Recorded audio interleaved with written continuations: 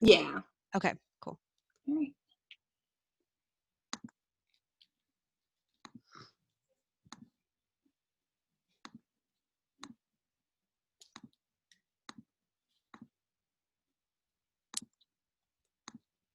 Oh, I see so many family members joining us, actually.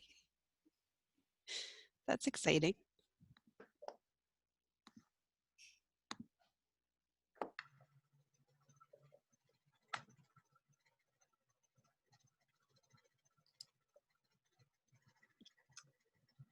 All right. I think we have everyone here. So welcome, everyone. Thank you all so much for virtually joining us this evening. Just a brief intro of myself. My name is Nicole Giancarelli, and I am the visual arts specialist here at ArtsQuest and the Banana Factory Art Center, which is the hub of all things visual arts under the nonprofit ArtsQuest. And yeah, just want to take a moment to welcome everyone to this talk. This talk and the corresponding exhibition, Lucy Baber's 100 Black Dads Project, is part of InVision, which is a month-long series of events showcasing all things photography as well as photo-based arts. You can find out more about this year's program by going to bananafactory.org, or you can follow us on our Instagram account at bananafactory_PA. Just a few quick things before we jump into our panel here. We do ask that while the panel is going on, you just keep your microphone on mute. That'll just help ensure that all of our panelists can be easily heard and seen. We will have a Q&A session at the end where you will be invited to, if you have a question or so choose, you can unmute yourself and ask a question of any of our panelists and artists here tonight. Additionally, if you have a question that comes up, you can send it to the chat box and we will review that during our Q&A as well. Yeah, so with that, I'm so honored to hand it over to Lucy, who's gonna start us off this evening. Hey, everyone. Thank you so much for joining us. I see a couple familiar faces and names, so I'm excited to see you all. And just so you know, I just said this to the panelists and to Nicole. This is not the way that the First Friday talks are normally run. Normally it's an artist kind of presenting their work, and instead, because of the nature of the project, I thought it was really important to invite some of the participants for the project and also the other photographers who have helped to contribute work. So we're kind of just making it up as we go, and I really am going to like follow everyone else's lead as far as what topics we really want to cover. But my main goals for tonight are to introduce you to the project, introduce you to the other photographers who've been working on it with me, and then to kind of hear from some of the dads who have participated as to why this project feels so important to them and what they really hope will be people's takeaway. Because obviously we're in the weirdest year, 2020. Normally this would have been like a really awesome in-person reception and we all would have gotten to chat and see the work in front of us, and instead we're just going to talk about the work, and hopefully you've all had a chance to see it online. But if you haven't, I'm imagining you found this by way of the website. So everything is available online. You can see the gallery and a lot of the quotes. I'm not sure if all of them are up, but yeah, you can see a lot of it online. So just a quick introduction to the 100 Black Dads project. I started this project, I mean, basically like days after the 2016 election. It had been kind of sitting in my head for a while, and after that, everything felt like it's time to just do this. And yeah, so I started the project by myself, just kind of wanting a way to give back. And I had, you know, this artistic skill set that I thought, how can I showcase these important ideas? And so I thought I'll just take photos, and I'm a family photographer based in Philadelphia. So I thought, you know, I know how to take family photos, and it feels like a lot of times when, especially in the past several years, you see these stories of particularly Black men, getting taken down in one way or another by the police and by just unjust systems that you only, like, you see a name and you see like a picture that like maybe is from social media, and you don't get the whole story of who this person was. And I felt like it was really easy for people to vilify um, these victims just based on their own preconceived ideas about what a Black person, a Black man in particular, is. And my kids attend public school in Philadelphia. I'm surrounded by amazing Black fathers every single day. And I just felt like nobody's talking about this piece. Nobody, like, if you live in the middle of nowhere, America, you might not even know a Black person to begin with, let alone, you know, some of the amazing Black dads that I know.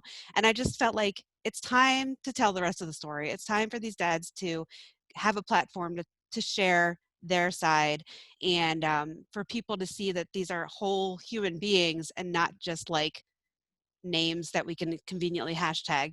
Um, so I started the project taking pictures of dads with their kids.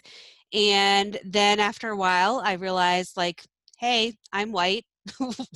What do I do about that? Because that's a little bit problematic, maybe. So I decided to expand it to invite some other photographers who I've gotten to know over the years and are both so amazingly talented. And I really wanted to give a voice also to Black women, because the project doesn't really build that in at all. So it kind of all just came together, and it's been so exciting to work with Ray and Sabrina, and to meet so many of these dads. And I mean, the dads you are going to meet tonight, like, we're friends. Like, we all, like, I love these guys. They're awesome. But like, even a lot of the dads that weren't able to participate tonight, like, I keep up with their lives. We're all Facebook friends. We, like, it's, these are real people to me. They're not just like participants in a project. So I want to make that clear, that like this has become a community, and that's really exciting in itself. So I'm going to step out of the way.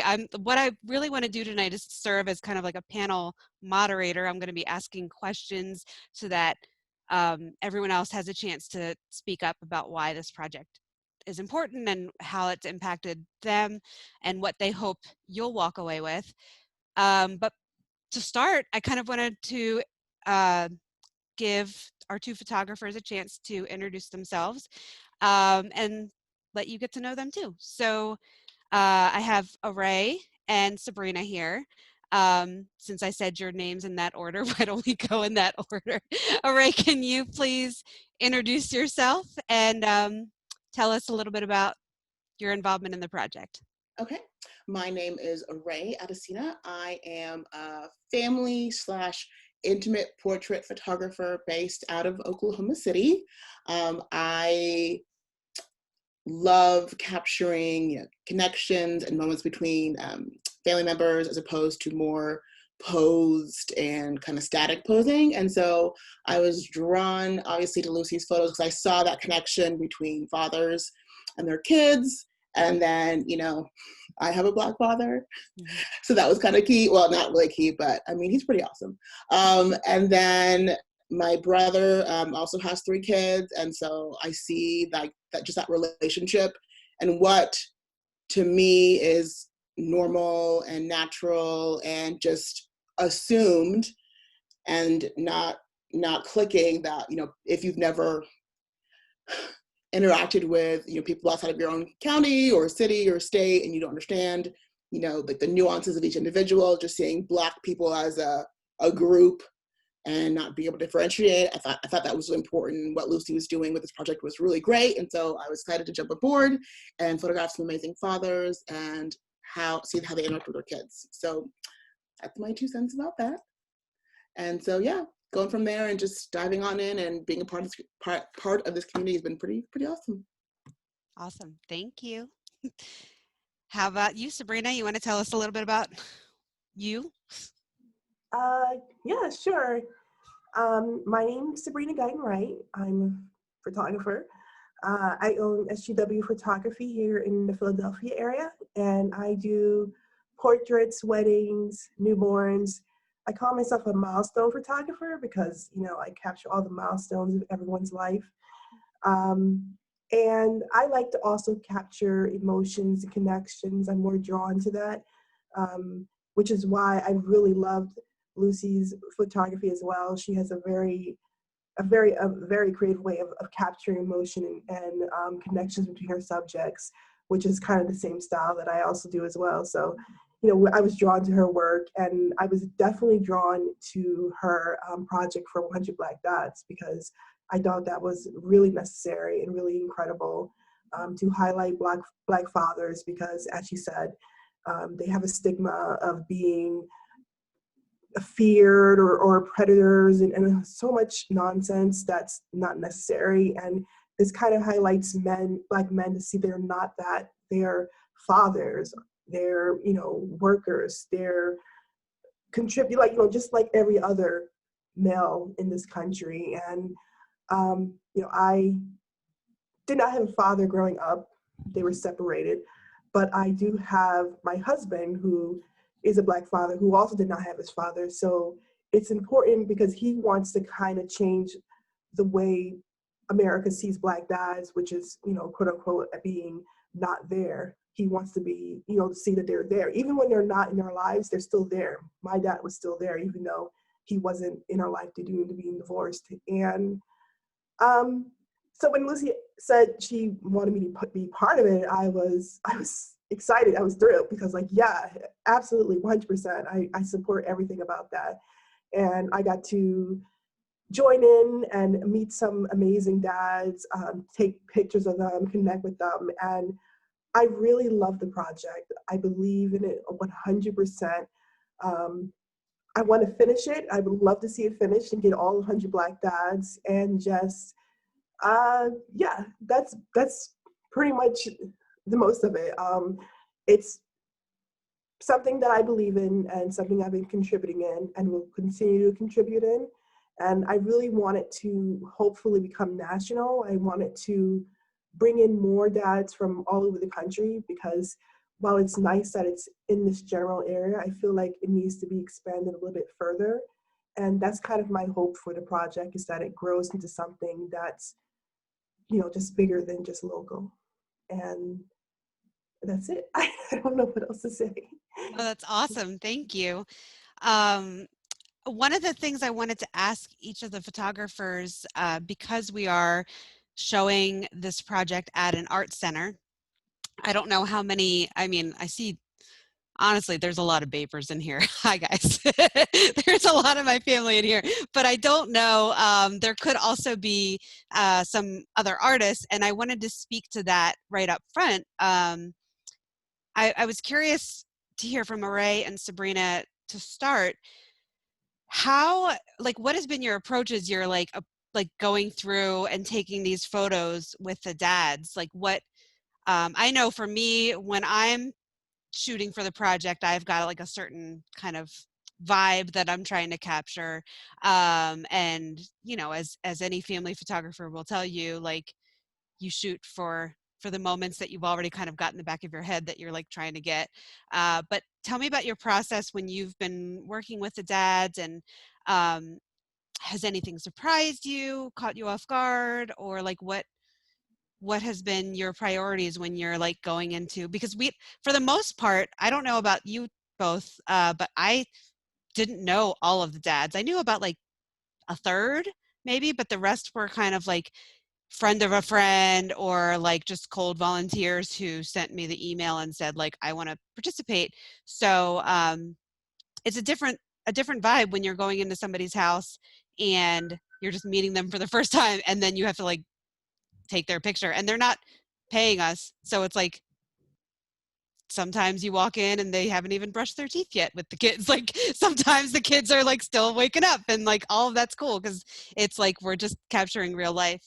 So can each of you kind of talk to me about how that has been for you as artists?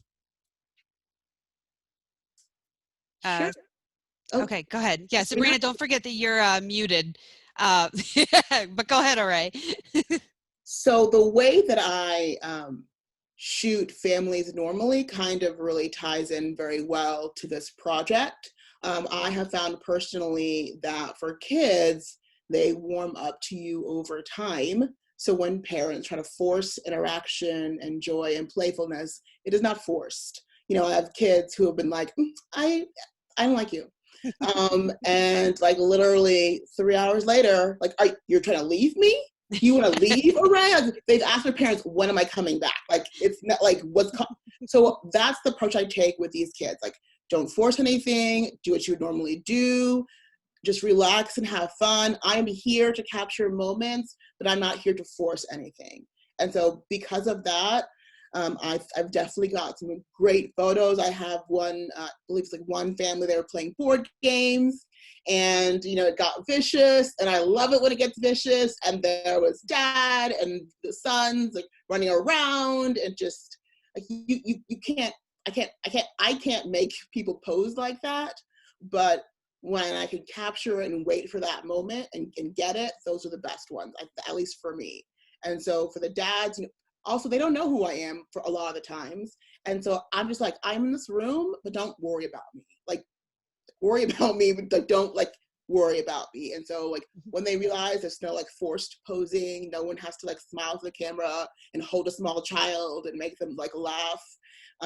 That's usually when like the fun stuff comes out, and like when kids are naughty, and like there's like the whole like laughing, but like, should I be mad at you or funny or laugh at you? Like, all those emotions, I love capturing those, and those are the ones the parents like when they see their kids in those photos. So I think that's kind of how I approach it.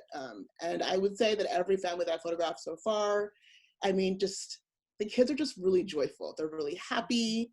Well, the smaller ones, not so much, but like the older ones, it's just really been a matter of that joy and that connection, and then just showing that, and just really getting those smiles and those laughter and play.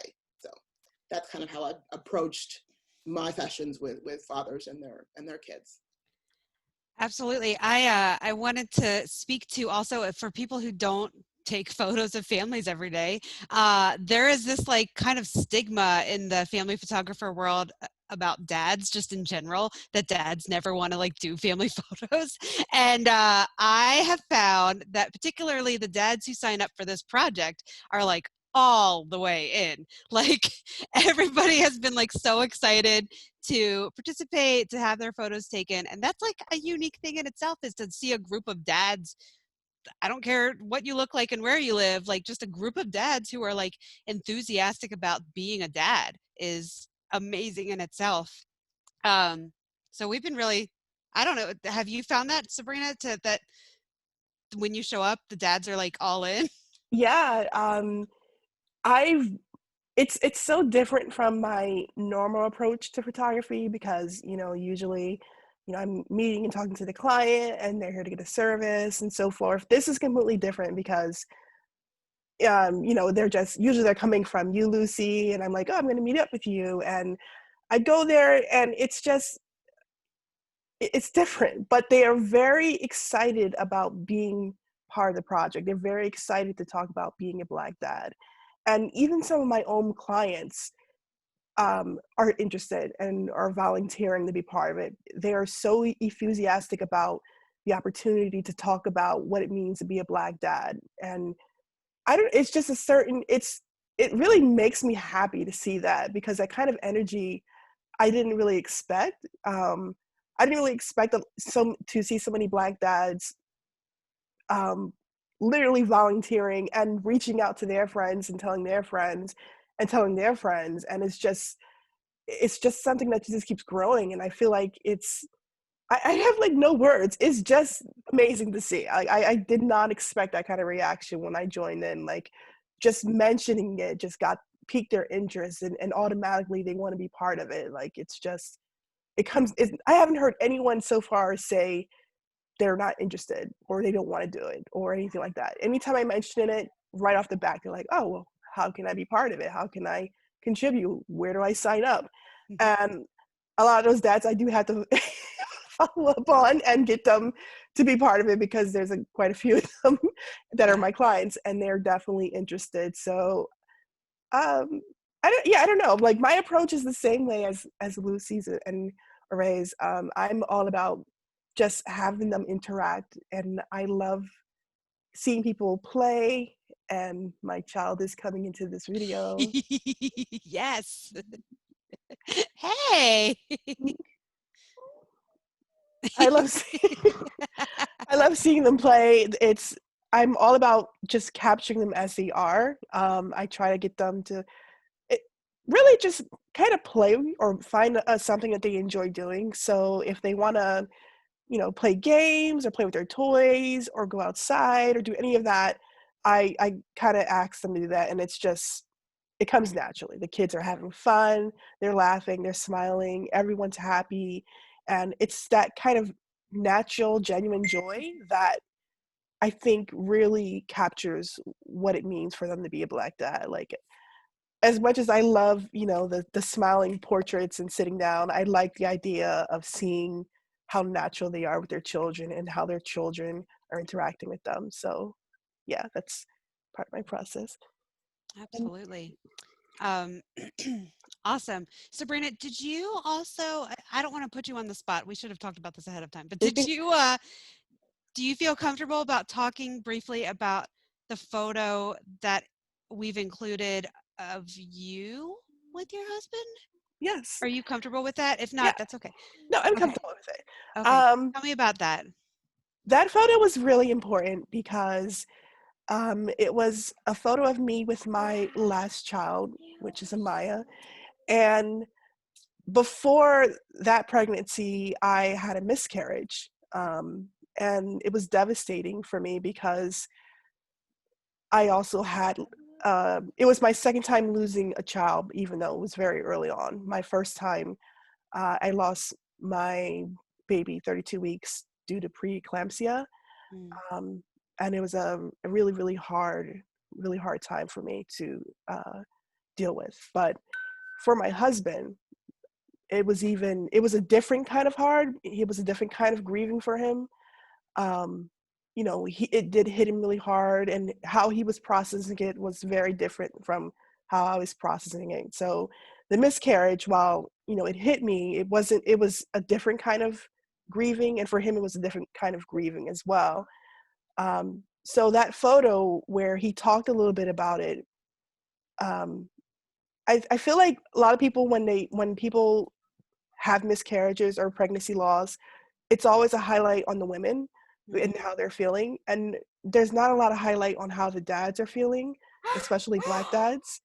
And for my husband specifically, it was a very impactful thing. Even though he wasn't, the one carrying a child, it still hurt him. It still made him feel, I can't remember the words exactly, but it was really moving how much it really hurt him to see me hurt, to see me suffer through that, and that he couldn't really heal what I was going through, and he might not be able to relate what I was going through physically, but that all of that was hurting him too, and he just wanted to be there to support me, and he did.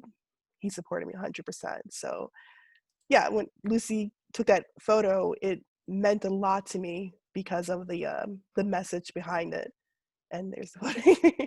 Yeah, I wanted to. Is it okay that I pulled it up? Yes, of Everyone course. can see it. Yeah, so I came over and I took this photo knowing that, I mean, basically the only reason I even knew that this happened was because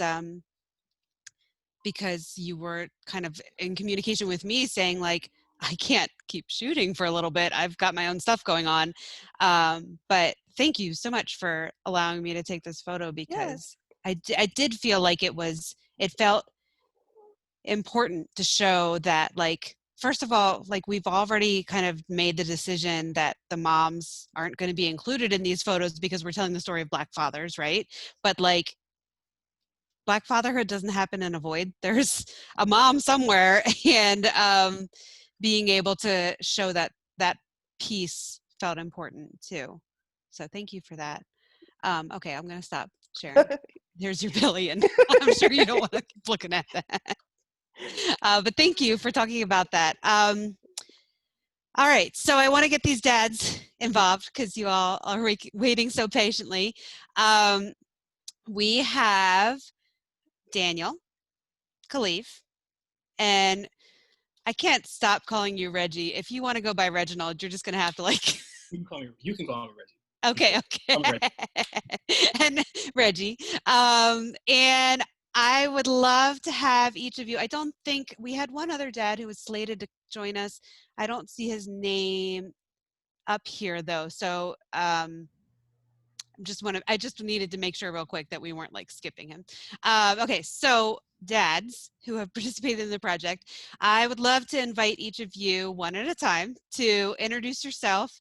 And let's start with that, and then I'll like see what questions we've got. Okay, so I'll start with Daniel since you're not muted. Go for it. Sure. Thanks so much for having me. I just think that this entire project and the photographers and all the dads that I saw are just so amazing. I don't know if I'm articulate enough to really give the right adjectives and words, but my name is Daniel Pelham. I was born in Washington, D.C. I currently reside in Delaware. And, Lucy came down from Philadelphia to Delaware to do the photo shoot in 2018. When I heard about the project, I was introduced to Lucy and the project from a cousin on my wife's side, who she's a photographer. I never got the backstory, but she's a fellow photographer. I don't remember if you went to school together or what, but she was like, hey, there's this awesome photographer in Philly who's doing this project and you should talk to her. And I looked at it and I was just like, of course. And the narrative of Black fathers over time and being raised by a father who didn't have a present father, but growing up with a present father and seeing that shift and change as far as the stigma and the Black fathers being perceived as not being at home or not being fathers to their actual children versus now where the statistics show that we're more present, whether we're co-parenting or not, in the lives of our kids in America compared to other races and cultures. And the other thing is, I don't think I'm especially photogenic. I saw the pictures of these beautiful brothers and their kids, and I was like, she's going to immortalize me. She's going to make me look good. I have to do it. So, Lucy, I think it took me a while to get to the shoot. We were selling houses, buying houses, moving and stuff. I was actually staying with my parents while we were looking for another home, and she came there. But, Lucy, you said we're friends, and I just really feel like we're family. And I've gotten to know Kalif over the years, and I feel like he's my brother. And then, I recently met Sherman. He's my frat brother as well, and I'm sure we're going to hit it off. And I just think that all of these stories that I've been able to read are amazing, and I'm just really happy to be a part of it. And I'm so happy to see this next step in the project. Awesome, thank you. There was a thing I wanted to say when you were talking, and now it's like all the way. Oh, yeah. Okay, so everyone needs to hear this, that the funny thing, and you said scheduling was hard. The funny thing about dads who volunteer to be photographed for a project about being a dad, apparently they all have a life, which is a big part of the reason why we haven't gotten to 100 yet, is because so many dads are like, I don't have weekends. I'm at church all weekend, or I am coaching all weekend. Can you come to the gym? Or one of the dads who's volunteered is a local politician, and he's like, you want to come to my office? Because I'm not really I don't have time like that unless you want to come in my house and watch me brush teeth at 6 a.m., which I'm sleeping at 6 a.m. But yeah, so that is kind of where we're at as far as progress with the project, is continually trying to work schedule-wise with between us who are working professional photographers and dads who are also out having a life and being awesome people in the community. So that was a good reminder. Thanks for that, Daniel. Yeah, because everyone's got stuff going on. All right, so Reggie. Good evening, everyone. My name is Reginald Streeter. First and foremost, I am a father of two beautiful children, two beautiful Black children. My daughter, Carlisle, she's the oldest, and my son, Reagan, is the youngest.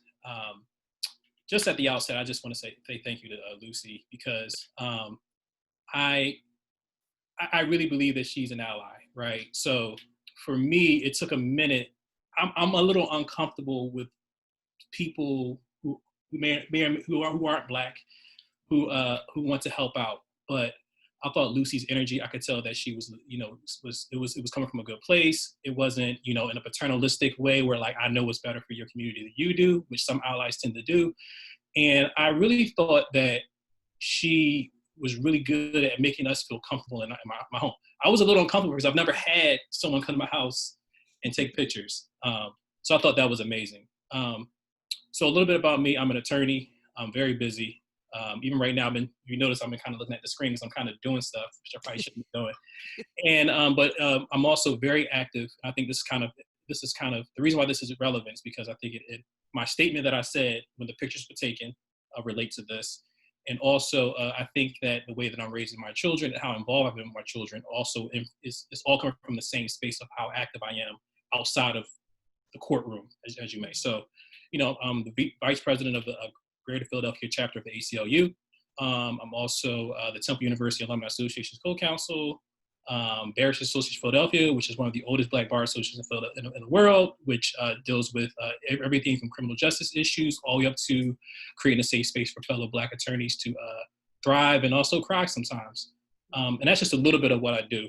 But to me, there was nothing like seeing the pictures because I felt like I never saw the Black joy that me and my children share until I saw us in those pictures. And I'm obviously some of that is a credit to Lucy's skill set. She's amazing at what she does. But I think part of it is also her skill set of allowing us to kind of enjoy our space with our energy, right? As my frat brother, Brother Pelham said, Black men are, there is a trope out there, right? That Black men are not, active. We're hyper masculine. We're dehumanized in a way. We don't cry. We don't smile. We don't kiss our babies. I mean, I'll tell you straight up, I did everything that their mother could do except for breastfeed. I did everything. I refused to not have those bonding moments with my children. And I think there's a lot of Black men who do that. We may not share it. That's a different discussion for a different day. But I believe that there's a lot of us who do it. So I applaud you. I applaud all the photographers for putting this out there because there is, I think maybe it's shifting a little bit. I mean, hopefully society's perspective is shifting a little bit, but I think that this is very much needed. And I just want to kind of give a shout out to fictive kin, right? So there's this idea, especially in the Black community, that we're a village. So even if your father is at home, you may have an uncle who's not really your uncle or an uncle who is your uncle who kind of takes the space or fills in gaps to be your father. I think one of the privileges that Black people don't have is that we may not be able to not only have the physical or the economic things that can kind of help with fathering or parenting or taking care of your children. But I think the beauty of our community is that we have so many people who we can rely on if we look to our village to do such things, right? I mean, I know I'm talking kind of blickety black right now, and I understand there's a lot of people who aren't Black, but I just wanted to kind of give you the real as far as like how this Black father thinks about things. And I just want to also put this disclaimer out there, it's the lawyer in me, that I do believe Blackness comes in a lot of iterations. I think that we're monolithically diverse, and that's what makes us unique as a people, right? I think there is a cultural unity there. I mean, it may not be as pronounced as other groups, but I think that but I think that because we're monolithically diverse, it allows us to be able to go in any space. You can find us anywhere, and we're going to excel. And that's something that I definitely am preaching to my children. As you can see, there's a lot of Black art behind me. Your pictures are definitely up in the house, Lucy, and I think that it's important for our children and other children to actually see what it looks like for Black joy between a father, and their children. So I could talk for an hour, but I'm gonna stop. Thank you so much for that. Yeah, and the other funny thing is, like, each of these dads that are talking tonight, I invited them to speak because I knew that they love to speak to people about this topic. And probably I will also out each of you and say each of these dads in particular kept me like way past how long we were shooting when I was in your house, because we could just like talk about this stuff all day, and I love it. So thank you for that. I did want to address the thing that you talked about, that like, I'm going to botch it a little bit, but basically like Blackness can present in lots of different ways, and also like family can present in lots of different ways. And that is something that I recognized for this project very early on. One of the things that I did when I started the project was I had to kind of map out like, what are my actual goals, and how am I like defining this? Because, you know, you start a project and you have to be able to kind of like set boundaries around it. Otherwise, you're just taking pictures of everyone forever, indefinitely. So basically, you know, have had people say like, I'm really light skinned. Does that count? And like, I don't care. Like, or like, basically when I started, I said, do you identify as Black and do you identify as a father? And I'm not like asking for people's credentials outside of that. I recognize that that would not have been fair. And so I don't believe that I've had any like non-biological fathers participate, but like, I'm not checking people's credentials. Like I said, like, and that father looks different for all sorts of different people. And so, just, you know, for background, that was something that I recognized early on, and especially uh, in the Black community, I recognize that, you know, family comes in all different shapes and sizes, and that is awesome. Yeah, welcome the village. That's great. So thanks for bringing that up, Reggie. Also, shout out to your daughter, Carlisle, because I was walking through the gallery show just yesterday. I stopped by, and I was with a friend, and I was telling him that the way that Reggie and I originally met was because my youngest and his oldest were just like best friends in preschool, and we used to joke that they were going to get married. So I was like, "Oh, look, there's Carlisle in the picture," because they were so cute together. So yeah, shout out to your kids. Out to yours as well. Thanks. All right, so of course I saved the best for last. Kalif, come on in. Tell us all your things. All right. Hi, everybody. I'm Kalif Troy. I am a proud Black father. I come very unapologetically Black as well. And I do it articulately as I can, because I believe that when we say things, it should be attainable to others so that we can all move forward in a positive direction, on what it means to support Black fathers.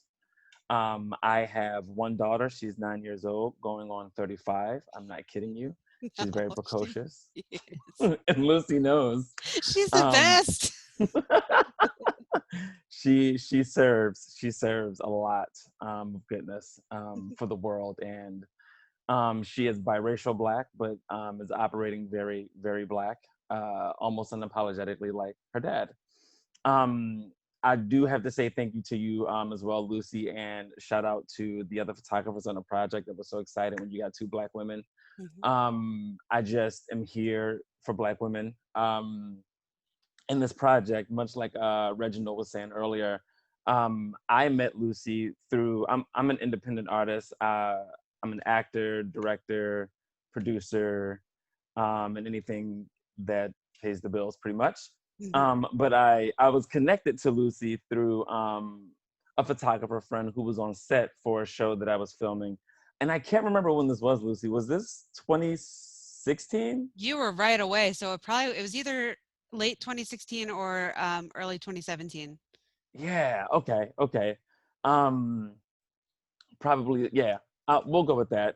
So I was fortunate enough to meet Lucy through that connect, and she was a white photographer too. So when she first reached out, I was like, oh, sounds nice, but I need to find out more, because when you are Black, you do have to make like a constant like safety assessment on your image and who you are, and especially when your kids are involved. You just want to make sure that everything's on the up and up. We don't need superhero white folks coming in to save the day, when there's nothing to be saved. Essentially, we're doing it in our own communities, with each other and for each other. But when I met Lucy, right away, I just knew it was right. And with this project and just talking to her, and she's like, I really want to get this right. I don't want to mess anything up. And I remember distinctively early on giving Lucy a note about something. I think it was when we were in the Huffington Post, or people were starting to pick this up a little bit. And I was like, well, our names matter. We should make sure that our names are listed for those who want their names listed. Maybe some dads don't, maybe some dads do. But we should be able to say our names before we become a hashtag, before it becomes something that's marred by, you know, violence or something negative. So she was like, oh yeah, duh, and just went with it. And I was like, yeah, this is gonna work out so well. So I got involved based on, I guess, those things. It's really impactful to have fun family photos with my daughter. And I think I said this before, that when it comes to being a Black dad, I think Daniel and I think Reginald covered pretty much everything I was going to say, which is really great about having other Black men who can just speak to the experience of being a Black dad, knowing that you have a society that's larger than yourself and that's larger than your community, that says that you're not supposed to do this thing, you're not supposed to want to be a dad, you know. And it's just simply not the case. We blow the numbers out of the water when it comes to active fathering. And I believe we always have. I think that the narrative has always needed to be filled out, I think would be the right word, or the right phrase. But I was really, really excited to get involved for that reason, and still as actively involved in this project to see where it goes next. So yeah, that's me in a nutshell. Awesome. Thank you. I realize that we're chatty bunch, and it's 7:17 on my clock. So I want to make sure that we're respectful of people's time. We do have a goal of ending at 7:30.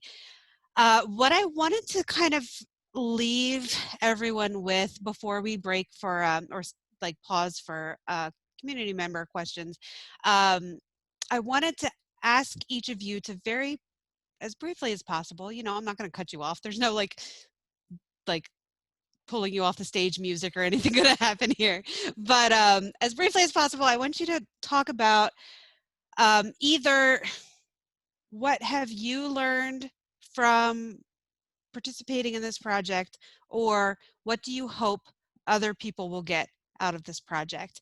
And I also I should have probably pulled this together like earlier than just now, but I have, since I did the screen share, I might as well share some of the other photos. And I believe each of you are in this set. If you're not, then I will make sure that maybe I got to pull you, Reggie, into this set too. But I want to share the photos while you're talking, so I'm not trying to be distracting, but hopefully that will give everyone a chance to see just a brief glimpse. It's not everyone who's been in the project. It's like the set of images that I have just kind of set aside for marketing purposes for the project. So I'm going to trust you all to pull this together on while I'm working out the technical end of showing these photos. So please, okay, the questions again, real quick, were what have you learned from participating in the project, or what do you hope other people will learn or just gain from this? So go. So you want to go in the same order? And I'll be mindful of time. And Lucy knows I'm a talker. I was very happy to see Kalif, who I know is a performer, and to see Reginald, and I saw the Esquire on there. He's a lawyer. So I was like, okay, it's not going to be me if we go over. You know, you don't have to take your moderator duties too serious. Like I'm speaking, like on the debate. Yeah, nobody's going to do or that. like muting people. So, you know, I'll keep it quick. Like when I saw the project and I was reading, you know, the pictures are beautiful. They speak for themselves. You know how they say a picture is worth 1,000 words, and it's true. Like you can just see the joy and the love and the Blackness all through that. And that is just the most beautiful thing. Like if you didn't even say anything, reading these stories, I loved, like, I think I already know this. Like I went to Morehouse. I've been an alpha for many years. I've been in a lot of Black male and Black family oriented circles. But just being able to see and showcase the differences in perspective and the differences in experience and the differences in the families, that's just something I hope people take away. Like someone said, you see the narrative that's painted in the media. And, you know, for a long time, all we had was like the Cosby Show. You know, now there's a lot more examples out there. And you know, media and representation is super important. for these reasons, because like the statistics are starting to show, or they have been showing for the recent past, is that we're more present, we're at the dinner table, we're in our kids' lives, we're affectionate. But like someone said, I think it's been going on a lot longer than they've been giving us credit for. So I just hope that people see that there's a wide diaspora of Black fatherhood across America and across the world, and that we are all similar, but we're all very different. And it will encourage, hopefully, people that don't know any Black people, and there are still a lot of folks out there like that, to, you know, approach us as individuals, approach us as humans, and want to get to know us for us and hear our stories and understand us. I'm excited to see, you know, as this project grows and expands, you know, what else you guys are able to capture. I was lucky enough to refer a friend, and he was in love with the outcome, the experience, and then the photos that came out of it. So, you know, I thought that was great. So looking forward to seeing more of that. And, you know, that's really what I took from it and continue to take from it as I see these pictures again on the screen, as I went through and read through the virtual exhibit, just, you know, reflecting on these father stories. Awesome. Thank you. I will be brief as Reggie can be. So I think for me, it was two-pronged. First, it was just nice to see, especially earlier on as a father, because I mean, my kids weren't at the, you know, I have to do every single thing. They at least knew how to walk and things like that, and stuff like that. But I really didn't have an opportunity yet to kind of peek out of the weeds of, like, you know, being a father, to look around, right? Our children are 2 under 2, so they're very close in age. So that was also, so that's why I was so busy. But turning it back to like the fathers themselves, I think reading the stories just reaffirm, like, Black men we don't just do things for no reason. We're very thoughtful, very intentional, very eloquent about it, and very, I think, how can I say it? I think we take our jobs very seriously, because the stakes are very high for us. Not just the fact that my life can be taken out, literally, like, in front of my own home, or, like, you know, but in addition to that, I know that my daughter is going to be more likely to be sexually assaulted because she's a Black woman, right? So I have to prepare my children. I know my son may also be sexually assaulted, which is not talked about as much, abused, which is not talked about as much, or victim of state-sponsored violence, which my daughter could as well. But having to try to be a provider and a protector, knowing that you may be preparing your children for a world that they can do every single thing right, and something bad can happen, or something bad can happen to you. So to me, just reading those stories, I kind of felt that energy. Even if it wasn't intentional, maybe it was implied. I felt that energy, like this, like, it's not just about piggyback rides for me, right? It's also about the fact that I have to prepare my babies for when I'm no longer around, which could be tomorrow, or which could be in 50, 60, 80 years. So that's all I want to say about that. Thank you. Yeah. Again, Daniel and Reginald, they covered it so beautifully. What I learned from the project is there are more people willing to take a chance and learn what it means to have, you know, Black fatherhood around them. They've learned that there's a very serious nature to it. We're not just taking photos, because these photos are beautiful. Oh, that's my sister and her daddy. Sorry. That we aren't just doing it for show. We take it very seriously, and to be able to capture something in a moment is hugely important. I look at my photos that Lucy has taken with my daughter and I, and I literally see, and I think it was said earlier, there's a love that I know that she has for me. There's a love that I clearly have for her. And when we take our selfies, sure, I see it, but I know that I'm holding the camera and we're like doing really silly things, goofy things, or loving things, whether that's dancing silly or if I was wearing a tutu one day or what have you. But like, what I've learned is that more people are so apt to be a part of that once they see it. And my hope going forward is that people of all walks of life are able to not only see this project, have this project affect them positively, but to know that they can take from this project back into their own lives and communities and professions, what it is that they've gotten from this. I know that my parental situation is very different now than it was when I took the photos. So I'm always advocating for everyone to kind of learn, oh yeah, there we go. What that actually means. Because if you have the ability to hire, you're hiring a Black guy, he just happens to be a father, and let's say he's having another kid, not to get too politically charged in those 726, but like paid leave, if that father wants to be actively involved, he should have the opportunity to be actively involved with his parent partner. I think similarly, like, not every Black father is going to have the same situation. And so with mine, being a little different, it's like, well, what can you do to support a Black father who is an artist in a pandemic and who is, having so many things happen when like his industry is shut down, or there are other things at play that kind of like put you in a position to like be pulled away from your child in a way. I won't say too much because, but you can go back to your own communities, you can go back to your own professions, and you can push to do better than you have before, I think, through this project. And the more opportunities we get to speak in this particular way around the project, I think the more impactful it will be.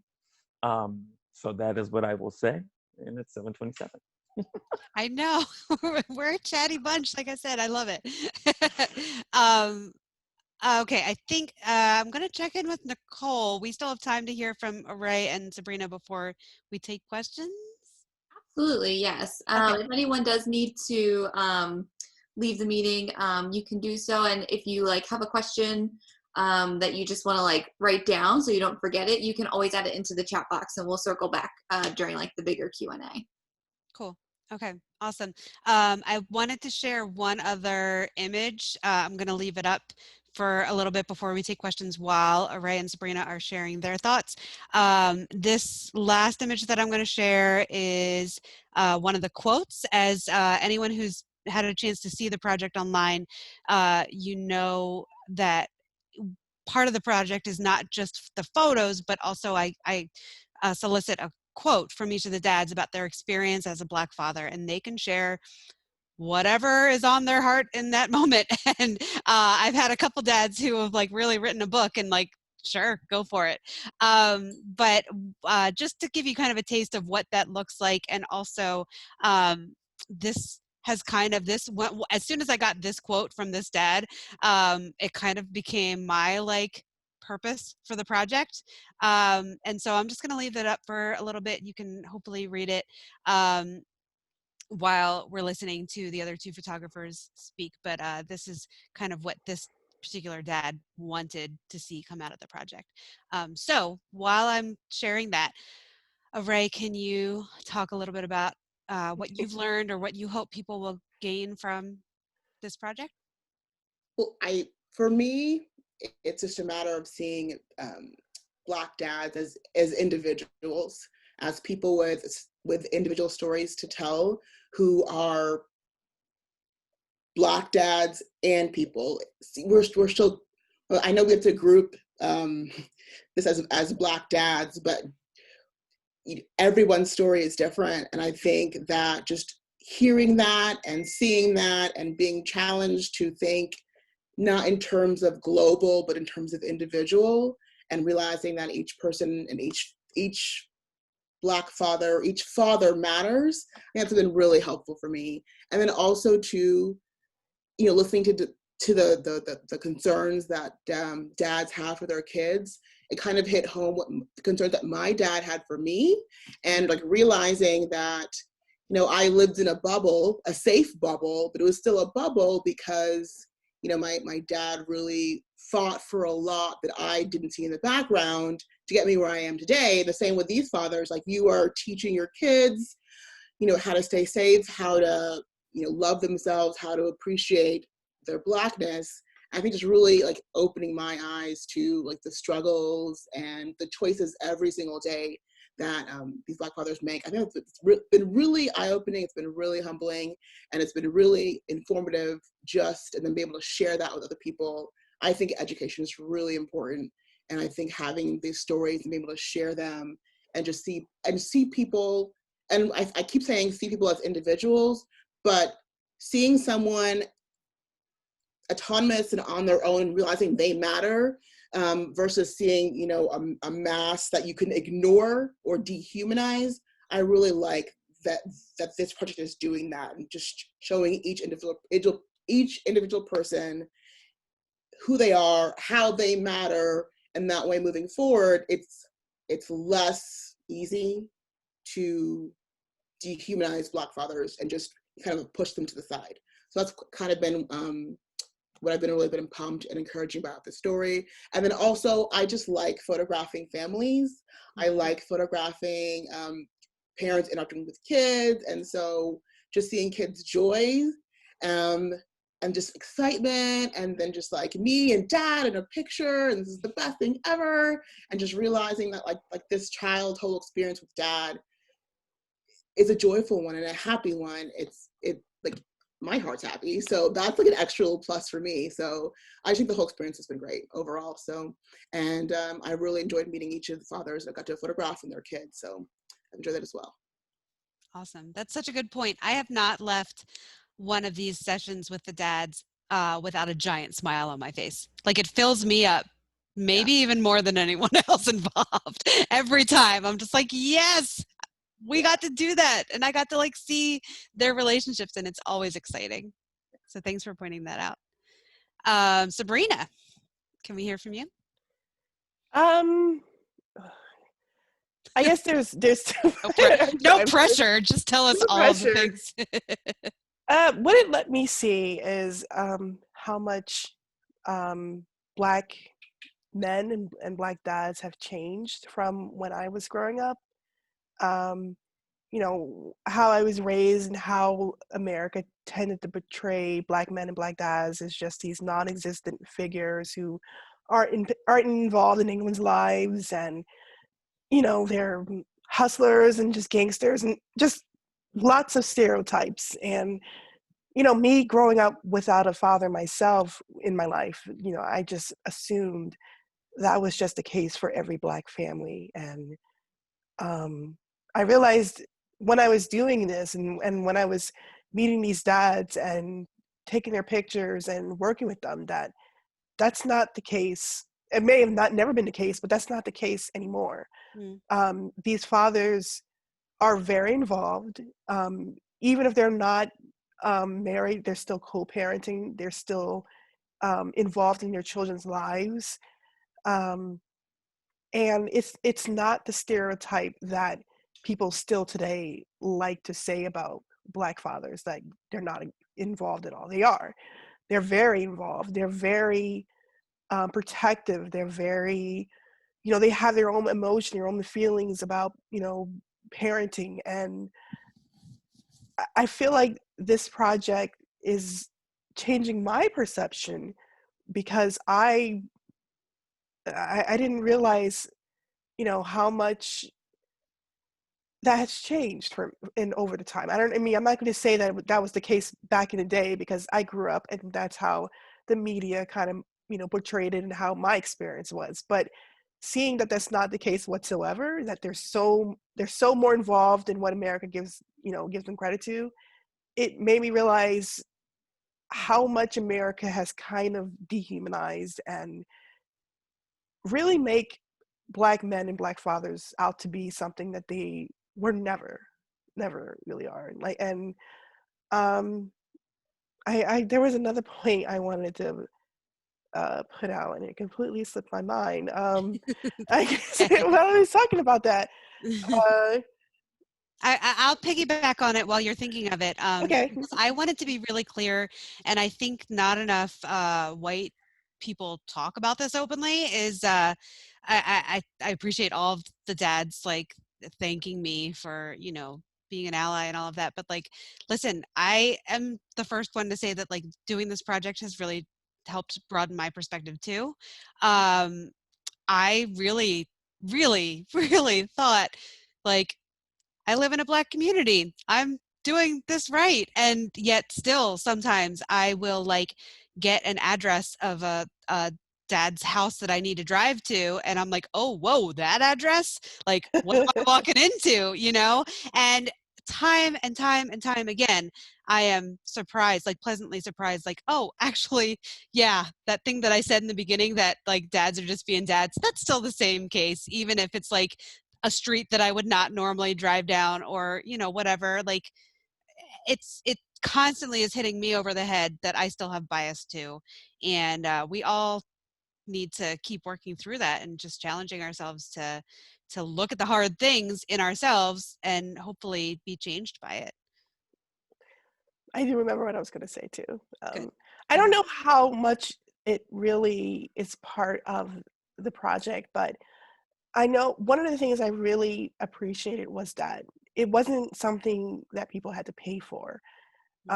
It's something you're volunteering, and the only exchange is that you want them to speak about what it means to be a Black father and allow their portrait to be seen. And I thought that was one of the biggest takeaways for me was uh, I don't, a lot of families can't afford the luxury of being able to see themselves with their children and, you know, have a portrait to see like how much joy and love is between um, as family, and to offer that to families who may not have that luxury, so that everyone can see Black dads from all walks of life, not just, you know, successful lawyers. And, you know, not to call you no, but like that dads come in all forms. They're, you know, they might be struggling, they might be separated, they might be you know, just every form of dad. And I love that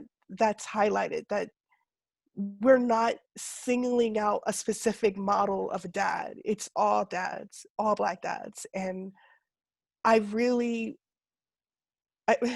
what I want to see from that, I just want to continue to see that. I want to continue to see all Black dads highlighted, that we all come in, and so like they come in so many forms. And, you know, like what Lucy said, like, you know, what you might perceive like in the area or wherever they're from, you might think a certain way. That's not always going to be the case. They're just regular people. They're just regular dads. They're just trying to make headway in life, take care of their children, take care of their responsibilities. And it's not all the same. It might be different in one way or another, but they're all doing the same thing. They're all trying to make an impact and be a good dad, and be involved. And I just want to see it reach everywhere. I want it to change the perception. I want people who are not Black to realize that Black men, Black dads, are not to be feared or stereotyped or seen as a threat or in all of that nonsense whatsoever. They're normal. I want everyone to see them as normal. I want the whole stereotype about them to go away. And I'm hoping for that. I'm really hoping for that. And that's why I wanted to kind of grow, because I have 2 boys and they're going to be Black men. And I don't want them to grow up in a world where people are going to fear them. It's my hope that, you know, years from now, the whole idea of Black men being feared or you know, corrupt or anything like that is no longer in existence. It's just, they're just, you know, men. They're Black men, they're dads, they're normal workers like everyone else. And it all starts, if it starts here, then, you know, that's what I'm going to do. I'm doing this for my children because I'm a Black mother. I have Black boys who's going to be Black men. And what I do now is going to impact what's going to happen for them later. So yeah, that's all I had to say. Absolutely. Thank you. And Sabrina, that actually reminded me to mention the thing about all the sessions being free. So normally, if we were not in 2020 and we could all hang out and give each other hugs and do this reception thing, some artists who have their work in a gallery show sell their work. as part of that reception, and others, you know, just accept donations or whatever. But again, like white person here, it didn't feel right to do that because this is not a for-profit situation in any way, shape, or form. So in lieu of that, I made the decision to support a really cool local charity that's doing awesome things. It's a friend of mine, his name is Gabriel, and he runs this organization, or this project, I guess, called Water Arms Over Firearms. And it is like, as soon as I heard about it, it's just so cool. It's so cool. Basically, he goes around to different urban areas and pairs like this idea of like Black joy, because when you're playing with a water gun, it's lots of fun, with STEM and like also Black history, because I learned a couple years ago during one of my kids' Black History Month projects that the inventor of the Super Soaker was Black. And so he goes into like all of, like, he ties in all these pieces that are really, really cool. And he has done this not only in urban areas around the country, but he's also gone to some villages in Africa and done the same thing. And he distributes these water guns and just like gives his whole pitch and tells kids, like, you know, like, let's take back this joy, and we can be amazing and do great things and be contributors in history. So if you are feeling led, I would love to invite you to donate to his project, because I want to see him be able to keep doing that. And yeah, he's a Black man, and we want to keep lifting up Black men doing awesome things. So there you go. So Nicole, I'm going to give it back to you. I don't know if people had questions. Sure. So if anyone does have a question, feel free to unmute your mic and you can ask a question to any of our panelists here. I'm trying to like switch it so that I can view all of the squares of people here. Yeah, I know a bunch of you who are sitting out there, so I better see some of you unmuting your mic and asking questions. And while we wait too, if any of the panelists feel like I missed something, or if you want to ask me something or just say a thing, now's a good time too. I did want to add something that Sabrina said. Go for it. So my father died when I was in my teens, but I grew up in the South. And I guess down South, people, I mean, I don't know, people take pictures everywhere, but it's not like nowadays where there's cell phones, you can just take pictures. So I have no pictures of myself with my father. It's kind of interesting, but we had such a great relationship. So I've been forced to hold on to the memory through memories, right? I mean, and also I've been told I look just like my father. So like every day I look in the mirror, that's my reminder. But I can just kind of piggybacking off what Sabrina said, like giving people access to pictures that remind you of time, snapshots in time, can help refresh, you know, the memories that are in your head. So I know for a fact that there are memories of my father that I've either forgotten or have become dim. And I think that that's something that made also, I mean, I know many Black folk who are around, I'm 37 years old, who are around my age, who don't have a lot of pictures with their mother, their father, their grandmother. And I believe that may come out of, we don't have time to take pictures. We trying to survive out here. Or, you know, but the generation before had pictures everywhere, right? So I don't know if that's a correlation with the crack epidemic, or the brothers who were coming home from Vietnam who self-medicated and may have taken drugs here, and it kind of impacted the household, or the welfare laws that precluded men from living at home with women if they weren't wed, which I believe had a lot to do with breaking up the Black family, which used to have the highest you know, joint union or married, had the highest marriage clip of any demographic up until, you know, the 70s and the 80s and things like that. So just to kind of say, I really appreciate your point about the pictures and not giving people access to those things. And you know, I will say, taking pictures, it's like, oh, that's I can look like that in a picture. So it was kind of it can be kind of addicting. It's kind of addicting.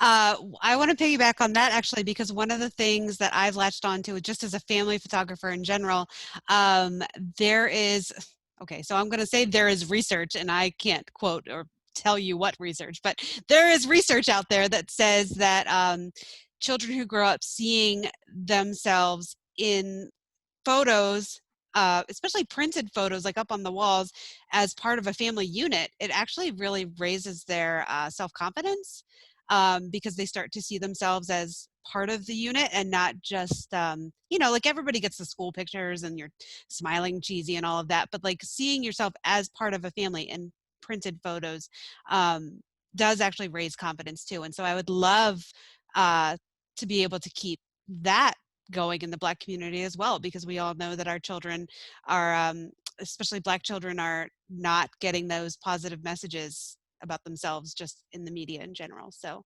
yeah, definitely. It all ties together. I saw a question pop up from Monique. Reggie, she wants to know what kind of law you practice. So pro bono wise, I'll leave it at that. I've done some civil rights work for indigent prisoners who may have been impacted by either medical malpractice claims or just being treated inhumane in prisons. But as far as like what I do day to day, the thing that pays the bill, I'm a commercial litigator, which is interesting. I mean, I know, since we're talking about kind of diversity and inclusion, typically in what I do, people don't have locks and they're not like explicitly Black, or like are performing their Black, I'm not performing because I'm not a performer, being Black in a way. So it's interesting, going to court and like people are like, who are you? Like stuff like that. But yeah, so I do that, commercial litigator, and I do a little bit of cannabis law as well. Cool. Yeah, if you ever wanted to have a very long, fascinating, in-depth conversation about Black hair, just call Reggie. He has given me my education on it, and honestly, any of the participants really, but specifically Reggie, I remember when I did your session, like I was just like, tell me more. So thanks for that. Oh, I was going to say too, if I could chime in about the photos, something really struck me. Being a Black dad also would hopefully mean, it doesn't always mean, but for some of us, it means we have a Black dad. And I lost my dad 3 years ago now, and photos are important. My father was 86 years old. I'm 37 as well. And he didn't have the best memory on his transition out, but he was quite interesting. And I found a lot of photos and things that he never told me before. Like, we've had family members who were like really close friends with like the boxer Jack Johnson. And yeah, like just chilling. They were just like hanging out. And I'm like, what? Is this real? Like a 37-year-old millennial me is like, is this doctored? Because how are they just hanging out with Jack Johnson? And unfortunately, he couldn't remember, but like having access to those kinds of photos. My dad was a big picture guy. I think I had like a Polaroid camera when I was like 10 years old because I was so excited to take photos. So clearly taking photos now would be a thing in addition to my profession. But having access to photos can do a lot for a Black household, possibly far beyond what we know from a research standpoint. But I love what you said, Lucy, about like having kids see themselves in print, on a wall as a familiar unit, because as we've discussed earlier,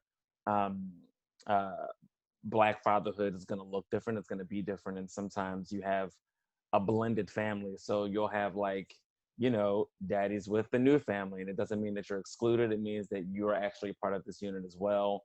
And no greater way to see that and be reminded of that than by having a photo or having a photo session. So I wanted to chime in and say that photos are incredibly impactful for so many reasons.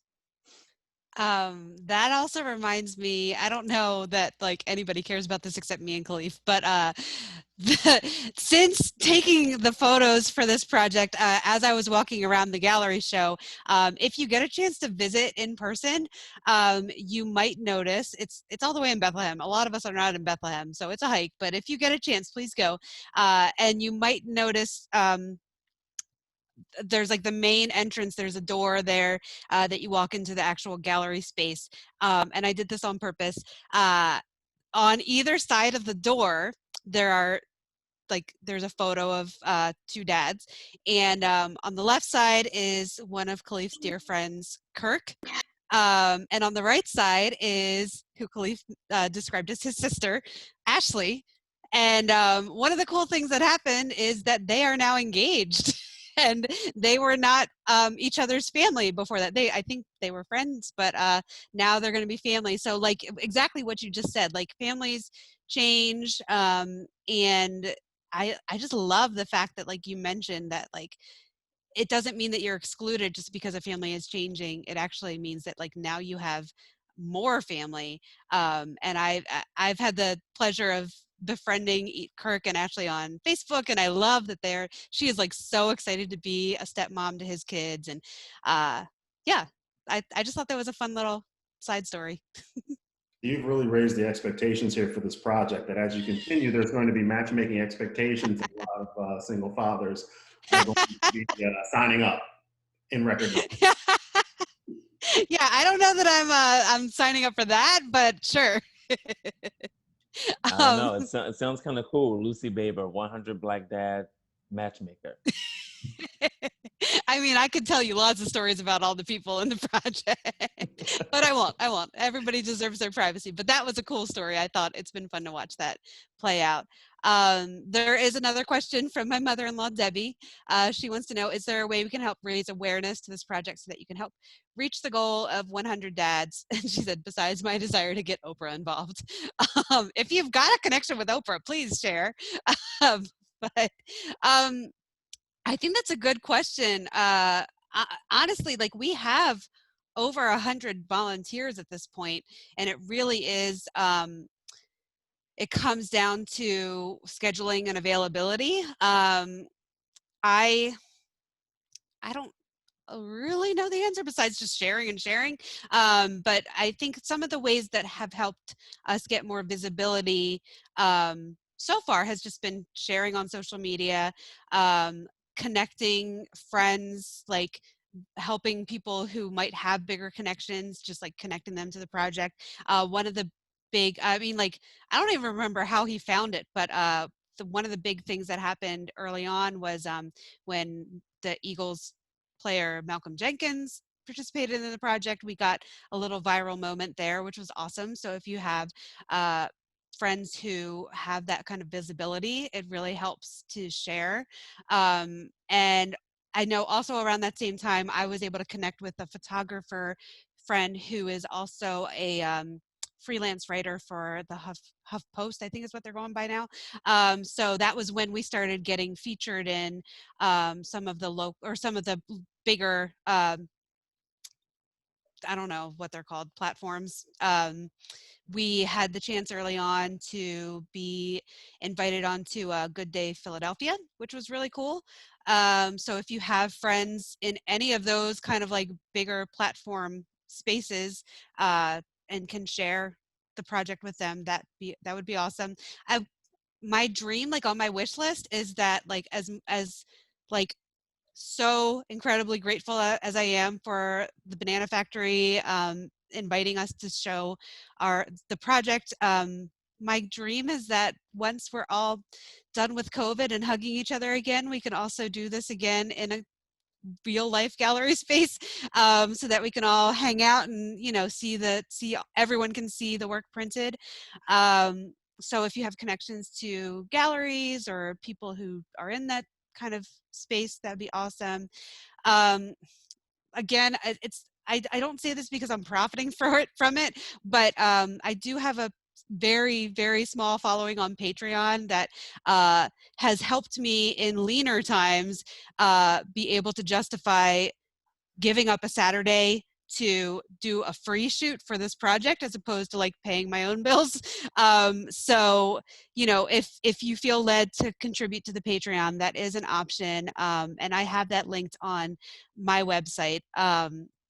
So yeah, but I'm not looking to like make a living off of this. This is just kind of like, again, the three of us are working professionals, and when it comes down to it, like if I've got to pay the mortgage, then the free stuff is going to have to wait a little bit longer. And that's kind of, I've also had some dads who I don't remember, I think it was Sabrina, who said it would be cool to travel more, get it outside of just this like local area. I've had volunteers. I had one guy who was like, when are you coming to London? And I was like, when are you paying for my flight to London? Because I don't have that kind of money.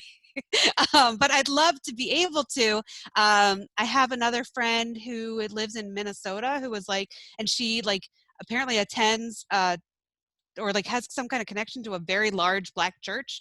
And she was like, if you find your way to Minnesota, you can sleep on my couch and I'll set you up with all of these dads. We could just knock it out in a weekend. But like, again, there's never really a time for me to just leave my kids and go to Minnesota and like fund that by myself. So there are some ways to keep helping us get that momentum up. Both as far as like sharing the project more and, you know, I'm not going to ask Debbie, I'm not going to ask you to give me more money because you're my mother-in-law, but yeah, like helping to fund it in different ways is also helpful. Any other questions before we wrap things up?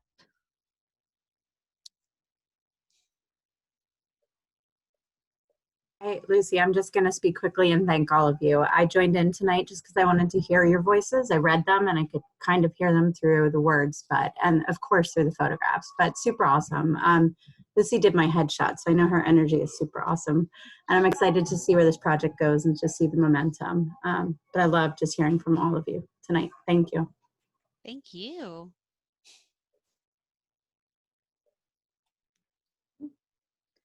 Anyone else want to be brave? We can wrap it up. Just, I mean, if other questions come up, I'm easy to contact, and I'm very happy to connect you with anyone else who has been part of the project. So yeah, if you have other questions or ideas or suggestions, bring it on. Yeah, absolutely. And then real quick, I just wanted to share, if you go to bananafactory.org, we do have small capacity tours that we're doing throughout November. So if you would love to make the trip up here and see some of the work in person in the gallery, you can find out more about signing up for a tour on our website. And yeah, again, just echoing just a huge thank you to all of the photographers and dads here tonight for sharing. It was wonderful, and so happy to have you guys here tonight, virtually. Thank you. Thank you. Bye. All right. See ya. Yeah, thank you.